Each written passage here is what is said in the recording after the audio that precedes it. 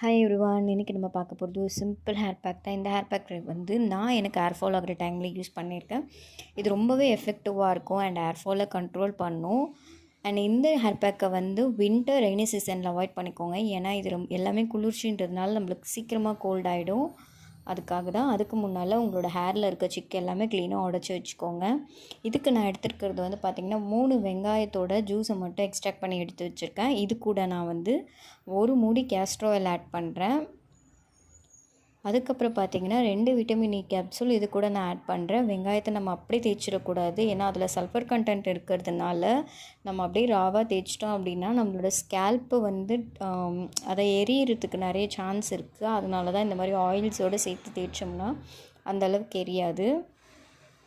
So இது வந்து hair க்ரோத்துக்கும் help பண்ணும், நம்மளோட ஹேர் ஃபாலையும் ஸ்டாப் பண்ணும். இதை ஃபுல்லாத்தையும் மிக்ஸ் பண்ணிவிட்டு நம்மளோட ஹேரில் அப்ளை பண்ணணும். உங்கள்கிட்ட ரூட் கோம் அப்ளிகேட்டர் இருந்துச்சு அப்படின்னா அதில் வச்சு அப்ளை பண்ணிக்கோங்க. என்கிட்ட ரூட் கோம் அப்ளிகேட்டர் இல்லை, ஸோ நான் கையிலே வச்சு அப்ளை பண்ணிக்கிறேன்.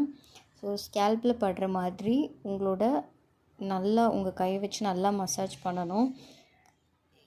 நீங்கள் ஸ்கேல்ப்புக்குள்ளே படுற மாதிரி எல்லா இடத்துலையும் மசாஜ் பண்ணணும். ஏன்னா ப்ளட் சர்க்குலேஷன் இம்ப்ரூவ் பண்ணால் ஆட்டோமேட்டிக்காக ஹேர் க்ரோத் ஆகும், ஹேர் ஃபாலும் ஸ்டாப் ஆகும். ஸோ எண்ட் ஆஃப் த ஹேர்லேயும் அப்ளை பண்ணிக்கோங்க. நடுமுடியில் படலைன்னா கூட பிரச்சனை இல்லை, எண்ட் ஆஃப் த ஹேர்லேயும் அப்ளை பண்ணிக்கோங்க. எண்ட் ஆஃப் த ஹேரில் அப்ளை பண்ணிட்டாலே ஸ்ப்ளிட்டன்ஸ் இல்லாமல் இருக்கும். ஸோ இதை அப்ளை பண்ணிவிட்டு ஒரு 1/2 அன் ஹவர் இல்லை 1 ஹவர் கழித்து ஹேர் வாஷ் பண்ணிவிடுங்க.